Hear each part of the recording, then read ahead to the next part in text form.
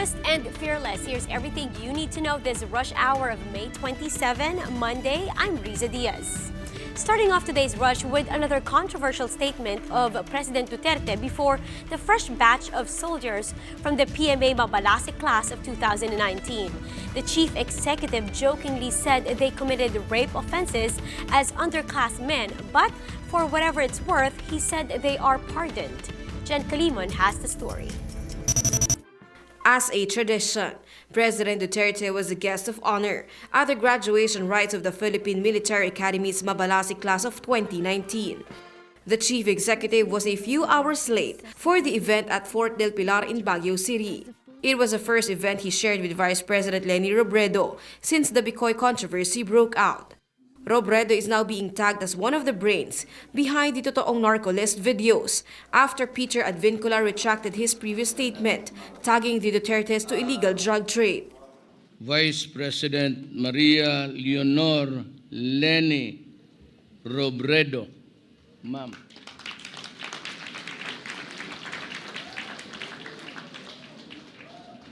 Bakit doon ma'am nag-smile ka sa akin ngayon? Hindi na. Ikaw, ha? The two, though, have been spotted sharing a conversation. Duterte went on to sign a document pardoning minor offenses made by the underclassmen. But this time, the president jokingly added rape as one of them. The number one is for rape.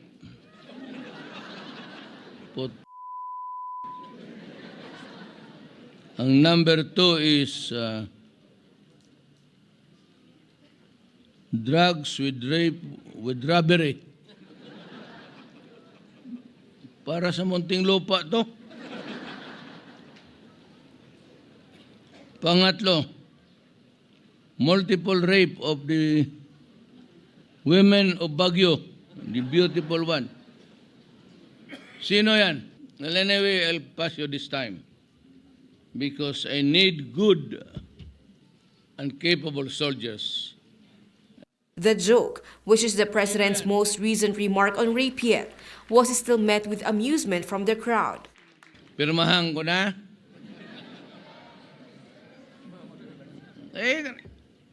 God. Sino nakasala? Taas kamay. Hindi ako papirma nito. 73 of the 261 graduates of Mabalasik class are women. On a more serious note, Duterte urged the new graduates to embody courage and loyalty as they pursue their careers in the military. Serve your country well. Die for your country if needs be. Remember the young Filipinos yet to come, the children and those who are now studying. The commander-in-chief of the military also had parting words for the graduates in ensuring the welfare of the country. Huwag mong kalimutan ninyo yan.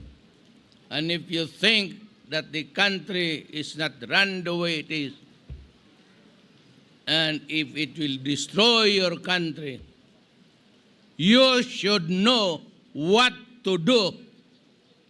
Do you understand me? Yes, sir. Good. For News 5, Jen Kalimon, we are One News. Women's rights advocates slammed President Duterte for his latest rape joke. His joke might have amused the crowd, but this did not sit well with Gabriela, which noted the numerous times the president used rape as a punchline. Gabriela's executive secretary, Jom Salvador, said that with the commander-in-chief's remark, he is already absolving future military officers from their accountability at the start of their careers. Salvador also challenged the PMA cadets, especially the women, to reject the machismo and misogyny which is rampant in the military. The party also encouraged women's graduates to, quote, put misogynists like Duterte in their proper place. On the other hand, the Coalition Against Trafficking in Women Asia Pacific also called out President Duterte for his rape remarks. The coalition said Duterte is promoting rape culture for continuously making fun of rape. It added that Duterte is using his immunity as the country's top official as a shield for his violent sexual remarks against women. During the ceremony, President Duterte also gave a house and lot to the valedictorian of PMA Mabalasik class of 2019, Cadet First Class Dion May Umalia. But it wasn't just her who received a gift from the President. A 45 caliber pistol was given to the class GOAT, Cadet First Class Dan Mark Solomon, while another graduate received a watch. The valedictorian was in tears while delivering her speech to the graduating class of the PMA. Umalia recalled how she had to set aside her dream of becoming a doctor because of poverty. She later on learned to love her course. And when opportunity called her to try out for the PMA, the valedictorian followed her mother's wish. I was trapped in a dilemma between my dream and the reality. The reality that my mother, a retired teacher who single-handedly raised us, might not be able to sustain my needs if I pursue my dreams of being a doctor. And so, with a heavy heart, I let go of my dream and pursue education instead. Clearly, it was not the one I wanted. Pero para mapagaan ang loob ko, sabi ko na lang sa sarili ko, magdo-doktor pa rin naman ako, PhD na at hindi na MD.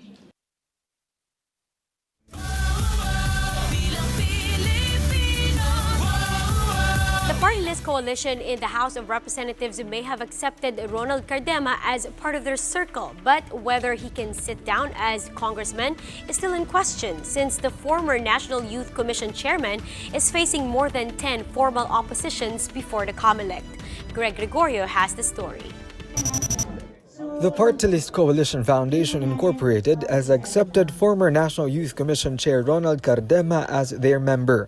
One Pacman Representative Michael Romero, the newly elected president of the Partylist Coalition, says they took their cue from Comelec when they accepted Cardema. Yung kay Cardema, I think the Comelec has already proclaimed him. So it's out of the jurisdiction of Comelec. And we will also have our representation sa HRET. So sa HRET na lang siguro yung complaint.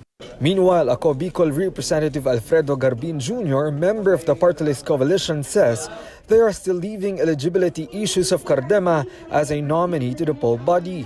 The issue on Cardema is nandun pa sa Comelec. As to whether they won because they already proclaimed. But as to the nominee, I think that will be properly addressed by the Commission on Election. Cardema was already present at the General Assembly of Partylist Coalition yesterday at Marco Polo Hotel. Cardema filed for substitution on the eve of the elections after the nominees of Duterte Youth, including his wife Lucille, withdrew their nomination. For News 5, Greg Gregorio, we are One News. After some reports of irregularities that marred during the midterm polls, the Comelec has extended its random manual audit of election returns until mid-June. Patricia Mangune has the report. From the initial 12-day target, the random manual audit of the midterm automated elections will extend up to mid-June. This is after the Legal Network for Truthful Elections, or LENTE, has seen slow progress in their first 10 days. Our dedicated RMA teams, meron din yung learning curves as to the process and to the protocol. So we're expecting, syempre, the first few weeks, medyo mabagal, syempre, everyone is still learning. But of course, right now, nagpipick up naman yung pace. 262 out of the 715 ballot boxes have been completed so far from manually selected precincts nationwide. Nearly 200 volunteer teachers carry out the tedious task of manually counting the shaded ballots. Ang purpose is i-compare natin kung tama ba yung pag-appreciate ng machine and as compared to pag-appreciate ng isang public school teacher, which is a human person. To determine how accurate the VCMs were, LENTE is also tasked to spot discrepancies of 10 votes and above. The RMA is targeted towards auditing the machines themselves. So at least one part of the whole mountain of doubts, maaari niyang masagot. Or actually, more of answering doubts, it's actually targeted towards improving the machines, improving the system in general. The RMA only covers votes from the mayoral, congressional, and senatorial race. For News 5, Patricia Mangune, we are One News. Meanwhile, here are the biggest stories from the dailies. From Filipino Star ngayon, no more mandatory Filipino and Philippine literature subjects in college. That's after the Supreme Court upheld its previous ruling calling the Commission on Higher Education's order scrapping Filipino and Panitikan from core subjects in college valid. The High Court says the petition filed by Tanggol Wika against the CHED orders does not offer any substantial argument. After causing a buzz with his new statement against the opposition, Peter Advincula alias Bicoy left police headquarters this weekend without giving a sworn statement on his allegations. The Philippine Star reports that Advincula left Camp Crame after having posted his bail for estafa charges. Advincula vowed to put his allegations into writing and present evidence to back his claims linking Senator Trillanes and the Liberal Party as the mastermind behind the Bicoy videos. But the National Police says he was not able to do so as there was no lawyer present. The PNP adds that Advincula will send his cell phone and laptops for digital forensics examination soon. And from the Freeman, despite the heavy downpour, yesterday the State Weather Bureau says we still need to conserve water. Pag-asa says the weak El Nino is likely to persist until August and at most until the end of 2019. Now this is bad news, especially for Cebu, which remains under the state of calamity due to the dry spell that's affecting its agricultural lands, fisheries, and current water supply. We may be in the middle of an El Nino phenomenon, but still watch out for possible rain this Monday. That's primarily because of the frontal system affecting parts of Luzon. That's bringing scattered rain showers and thunderstorms over Ilocos region, Cordillera, Cagayan Valley, Central Luzon, and Calabarzon.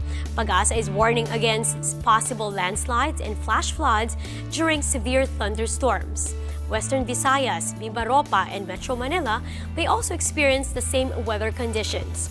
But that's because of the southwesterly surface wind flow. Meanwhile, the rest of the country, particularly Mindanao, may experience isolated rain showers and thunderstorms. Let's fast break now to Sports Rush. The impressive run of the Gilas ladies in the FIBA 3x3 Asia Cup has ended. That's after the team battled the powerhouse Australia and lost 21-16. Janine Pontejos gave the Philippines its last lead at 11-10 midway through the match. But Australia quickly gained the lead and the Filipinas played catch-up the rest of the game. Now, the Philippines entered the quarterfinals with a 4-1 record, which included wins over Samoa, Vanuatu, and Chinese Taipei in the qualifying stage. Moving on now to the PBA, Blackwater Elite continued its winning streak, taking Colombian Jeep to its third victim in the PBA's Commissioner Cup, 118-110. Alex Stephenson provided a solid presence in the paint, banging 26 points, 21 rebounds, and 7 blocks for the team. Meanwhile, rookie Ray Ray Parks scored 25 markers, 5 boards, and 2 assists to back its import. Now with this, the Elite now has the 3 victories in a row following 2 overtime wins against Meralco and Ginebra. And on the second game of the PBA Sunday, the Gin Kings surged in the second half to fend off the Meralco Bolts 110-95. Justin Brownlee delivered 27 points, 12 rebounds, 8 assists, and 4 blocks to help the Kings gain their first victory in the 2019 Commissioner's Cup. Japet Aguilar made some crucial plays down the stretch to finish with 19 points and 6 rebounds. Art de la Cruz added 16 points while Sol Mercado and Scotty Thompson combined for 25. Our mindset really was just get stops. On offense, we were moving the ball great. Everybody was touching the ball. Everybody's getting the rhythm. We're having a great player movement. So, I mean, hats off to everybody on the team. We all did a collective effort. And that's how today is shaping up to be. Join us again next time for another round of Rush. I'm Riza Diaz. We are One News.